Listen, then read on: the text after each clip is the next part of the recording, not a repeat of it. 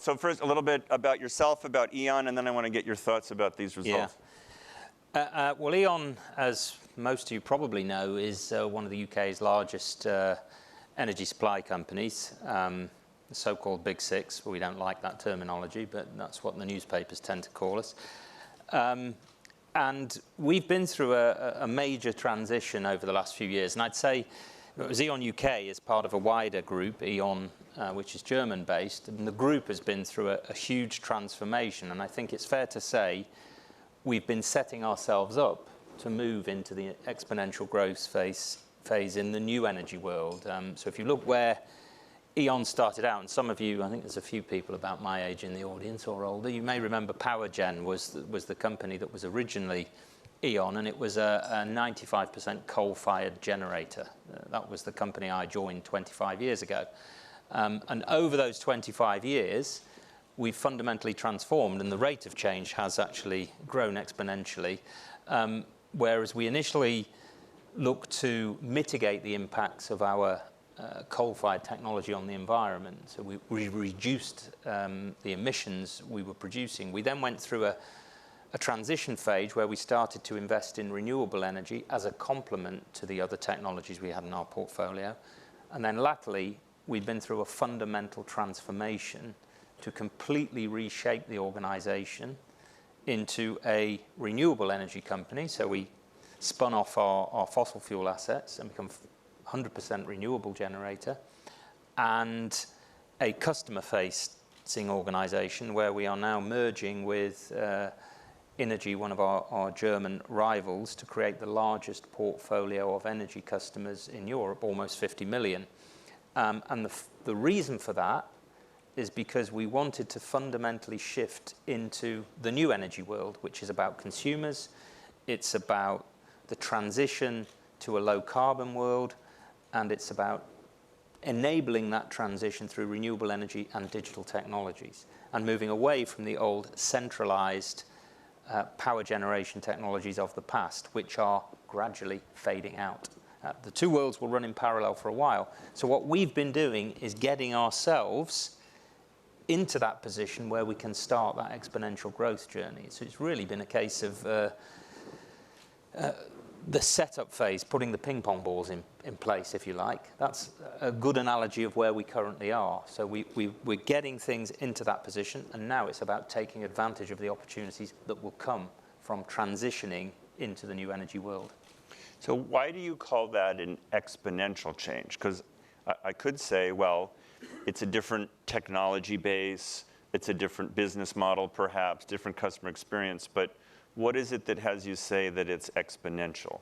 I think the fundamental differences in the past, the traditional utilities were about essentially predicting and providing. It was very linear. You know, we could see, it was a percentage growth, so it was actually at the very low part of the exponential curve, which looks like a linear relationship. So it was very slow moving, it was predictable. We could see we needed to build new power plants well in advance, and the business didn't change very much, frankly, in the first 10 years I was in there. Obviously, there were some evolutions in the technology, but fundamentally, it didn't change much.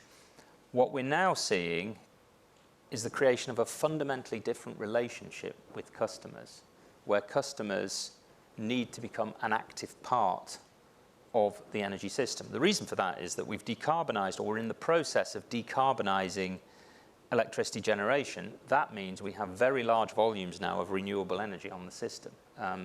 If you look at the UK, we've hit 30% of our energy coming from renewable energy on certain days. That energy is intermittent. You cannot dispatch it at will as you can with fossil-fired power plants. That means we need to look at the demand side to adjust up and down as the renewable supply side moves up and down. That means creating a different relationship with the customers enabled by technology, so smart meters.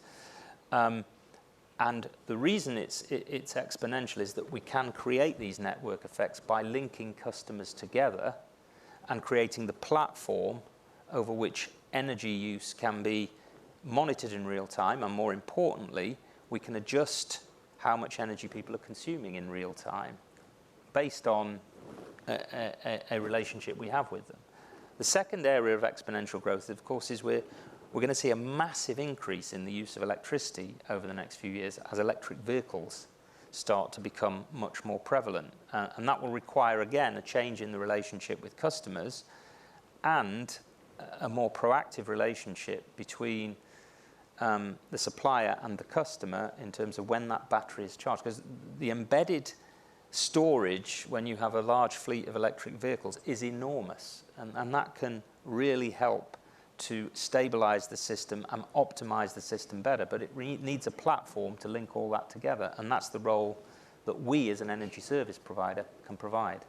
So this is a slight tangent, but I'm curious about this. I think we all have to think about, because you must have to look at forecasts of how quickly the transition is going to be to electric vehicles and even then to driverless cars is kind of associated with that, although distinct. I saw something that showed in 1900, this was photos in New York City. In 1900, a picture of Fifth Avenue was all horse-drawn carriages except for one automobile. And in 1898, a conference was disbanded because they didn't see how they could ever solve what was called the horse manure crisis of the 9 feet of horse manure forecast. 13 years later, the same picture of Fifth Avenue showed all cars with one horse. 13 years, right? So you get these kind of accelerating rates of change. What kind of timing are we looking at for this? Well, maybe before I say looking at the future, if you can only look at the very recent past of how renewable technology has changed. If you go back to 2005, so 13 years ago, it was roughly the time E.ON started investing at scale in renewable energy. It was hopelessly expensive compared to fossil-fired power generation. A new offshore wind farm was probably 4 or 5 times the cost of a new combined cycle gas turbine. Solar in the UK would have been 10 times the cost. And you would have been laughed at if you said we would have 30% of our electricity coming from renewables 10 years later, at least on some days, and it's growing all the time. So there was a step change driven by companies like E.ON who put the money in and were prepared to invest in innovation and drive that growth. But no one would have imagined the speed at which that transition took place. And now it's just a question of building it out to get more capacity, more renewable capacity, which is happening. And this is why I say that the relationship now with the customers is critical, because we've in principle solved the problem of decarbonising upstream power generation. The problem now is downstream, and it's downstream in 3 senses. 1, we have to make sure we can integrate that intermittent renewable energy into the system. 2, we have to decarbonise transport. And 3, we have to decarbonise heating. And my experience with renewable energy tells me those transitions are going to happen much more quickly than people think. People think linearly. Right. And it's very difficult to imagine, how quickly, once that tipping point is reached, things will change. And my own experience, certainly with a hybrid, I don't have a full electric car, I have a hybrid. Once you've driven an electric car, you will never go back. I guarantee it. And as it starts to spread out and people get confident that the technology, A, works, and B, there is enough charging posts out there for them to charge when they need to. And by the way, most people won't ever use those public charging posts. Most people will charge at home or in the office, not publicly. You don't need to. But that's a behavioural change that needs to come forward. The reason you have petrol stations is because you can't store petrol at home. You can get electricity at home, you can get electricity at work. So you don't need these public charging, or you don't need many of them, I should say. You will need them. So my point is, I think once you start to see the major companies, and fair play to Elon Musk, he's really driven this through Tesla, but the major companies, JLR, BMW, and all the rest of them, are bringing out electric vehicles. As it starts to become mainstream, you will really see that exponential growth kick in. We would like to see the government set a more ambitious target, actually. We'd like to see them bring it forward to 2030, when petrol and diesel vehicles can't be sold anymore. Currently, that date is 2040. That will help provide a stimulus. But my guess is probably 10 to 15 years, and you will see a fundamental change as between petrol versus electric vehicles. And it will be driven by consumer behavior. Interesting. So it's going to get pulled through. Yeah. So let's switch a little bit to what that behavior change is that you've talked about. And if we can pull up the poll about the sustainability journey, you could get your phones out, and let's take a look and see where all of you are. So a lot of this depends on kind of companies focusing on sustainability. And this morning we talked about diversity as not just being an HR issue, but being a strategic business issue. And it would seem that sustainability is kind of in that category. You could view it as a corporate social responsibility question. Maybe it's a supply chain question in a limited sense, but it's going to take, for the kind of behavior change you're talking about in a commercial space, it's going to take a more strategic view. What are you seeing? And let's take a look here, actually. So we're seeing about half are just starting, third well underway, some building momentum, a little bit losing steam of kind of that honeymoon period being over. So is this representative of what you're seeing, or where are companies today? Yeah, I actually think it's really interesting. We do a lot of surveys of our major industrial customers and other business customers, and I think it's fair to say that the initial hook has to be a commercial one. Yeah. This has to be something that people see a tangible commercial benefit from. So being sustainable, yes, everyone thinks that's great, but unless it provides a tangible benefit, and that tangible benefit may be a reduction in energy prices, very often it is, it may also be an enhanced brand positioning in a market. For example, we recently did a deal with Britvic where we provide them with 100% renewable energy. They wanted that because they want their brand to be 100% renewable and sustainable. It's about how they position themselves. So there is a marketing benefit, but it's also about reducing costs. So what we will typically do with a major client, an industrial client, is visit their site or sites, do an energy audit, look for where we can provide quick, tangible wins, and it may be energy efficiency, building management systems, that kind of thing, just to simply reduce the quantity of energy, which is an immediate bottom line win. Then to look longer term is, can you become self-sufficient? Can we put on-site generation, solar panels, or a micro generation facility which keeps you providing most of your energy yourself, or even able to sell back to the grid on a contract with us? We would manage it for you. So we start to build a portfolio, Lego pieces of solutions for industrial clients who can both reduce costs, enhance their brand, and indeed become more self-sufficient and reliant on their own on-site generation. And that's the journey most of our clients go on. But I'd say definitely a number are just starting, and it's only just becoming an issue now for companies. Well, what I find so interesting about this story is that, energy is so fundamental. To me, it's of intrinsic importance because of the role of energy in all of our companies and society. But it's also such a kind of role model, if you will, or bellwether of the nature of this kind of innovation, where you have a fundamental market trend, technology's changing, the need to shift to a new kind of value model, if you will, that you've done, the need to drive organizational change as a result of that, and the need to drive some kind of mindset shift and behavior change in the market. You're seeing it in an energy space, but we could take probably most of your industries, whether it's financial services or manufacturing because of 3D printing and Internet of Things or whatever it's going to be, and tell a similar story. So I think this is a really representative issue. So on that, around behavior change, is where do you start to drive that behavior change? If we can pull up the next poll, I'd love to get a sense for all of you around kind of where is sustainability being led in your company? So to the extent you're either getting started or well underway, is it something that's kind of bottom up because some employees have gotten together and said we should do this and they're really driving it and the leadership's following?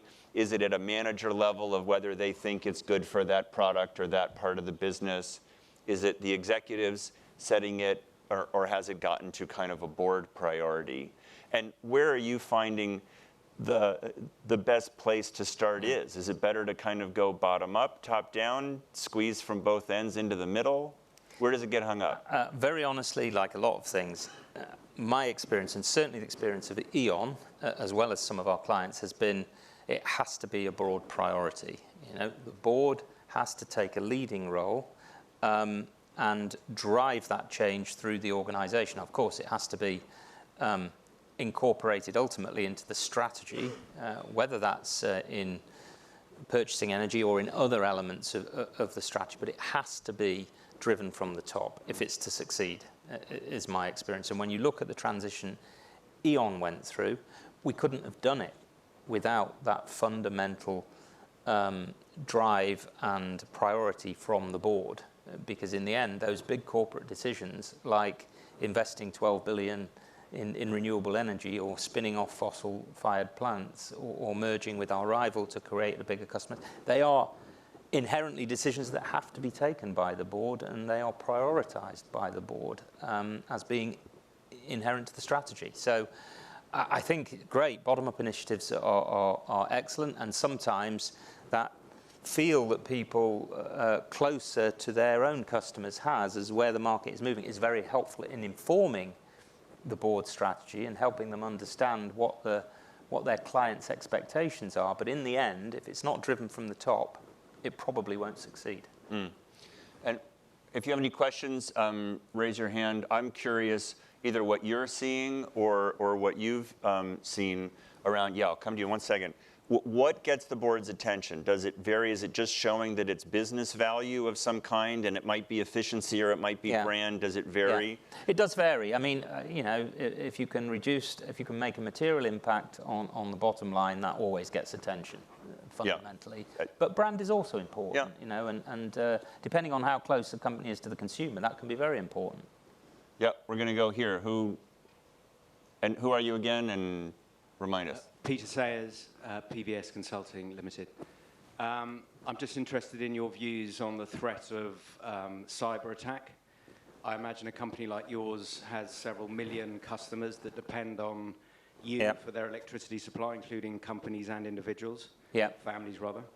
How much of a threat do you see it? And what does a business, how much of your resources is devoted to the threat of cyber attack, either from Russia or from any other? I mean, it's a major issue. Is the fundamental answer to that? We in the UK, so we have around about 6.5 million individual accounts with consumers, both business and domestic. It's one of those issues that keeps me awake at night because a cyber attack of different kinds can really ultimately destroy the business if it's not handled properly. So we have several levels of protection against it, starting with the technical, but also it's about educating our workforce as well. I mean, periodically we are subject to probes from different types of phishing expeditions, and having your employees alert to that is very, very important, and we focus on training our employees to understand that. But fundamentally, we have technical barriers in place as well, and we have a very high standard of cybersecurity driven centrally out of our head office in Germany, which is cascaded through the organisation. So it's a critically important, I'd say, a critically important factor for all companies which are in the business of information and which have large numbers of end clients. Great. Do you have the microphone? Yes. Oh, good. Who are you? I'm Paul Lewis, CEO of Carbon Credentials. No relation, but I think our businesses are certainly related. Mark, I wonder if we could just go back to that previous slide. The results from the last one? Let's check if we can bring it back. So that's the, where are you on the sustainability journey? Wow, well done up there. There you are. Oh, no, the one after this, right? Or this one? That's the one after that. The one after that, sustainability. So the next one. Just trying to test. The sustainability journey, that one, just starting. Here we are. No, I meant the other one, around the employee engagement piece. I'll say why. We do a lot of work with organisations to reduce their environmental impact, their carbon impact, their energy consumption, through technology. Yeah. And through. Oh, so you want the, how is sustainability led in your company? Correct. The next one? Yes. We did a survey around 1,000 companies. And what I thought was quite interesting here, the overwhelming response from the survey that we did was that there's a high degree of motivation from employees in organizations to drive the sustainability agenda. And I think, we're a bunch of executives sat in this room, and I think the fact that, there's a low level response in terms of employee initiation maybe indicates that there's not a lot of communication internally in organizations around this topic. And I completely agree with your earlier comment, Mark, around this becoming a strategic item. We've done work with Breakaway, actually, to drive their sustainability strategy. And it's driving great operational changes for them. So I just wonder if you have a comment around that. Is there a disconnect between the executive level and the employee level around what feelings and what motivations there are in businesses?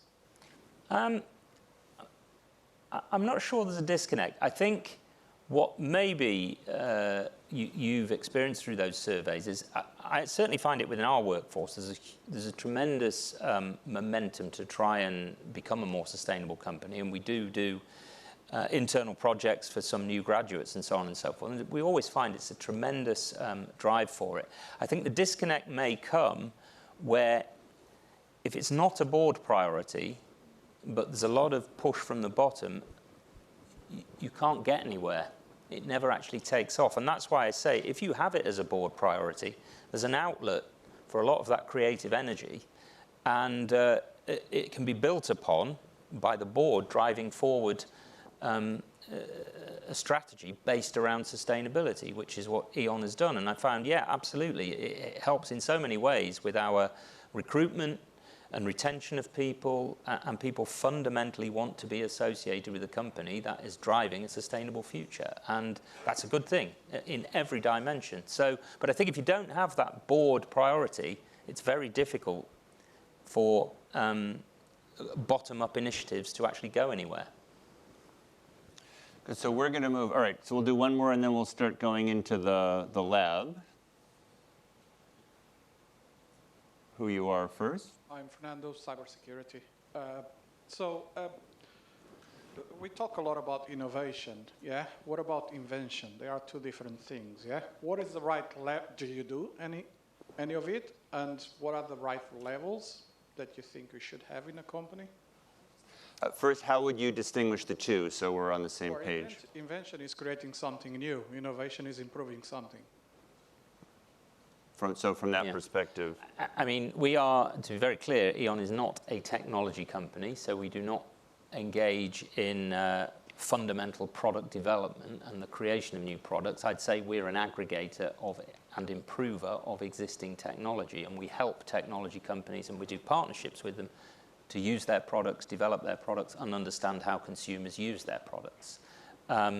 So I think, as far as innovation is concerned, absolutely, we do a lot of innovation, and we have a major piece of innovation going on at the moment, a so-called Future Energy Home, which we've developed in conjunction with Berkeley Homes and the Kidbrooke Estate in London, which shows what our vision of the future home would be and all the technologies that will be in that home and how they link together. And our job is to show how they link together, how they link with the supplier, how they benefit the consumer.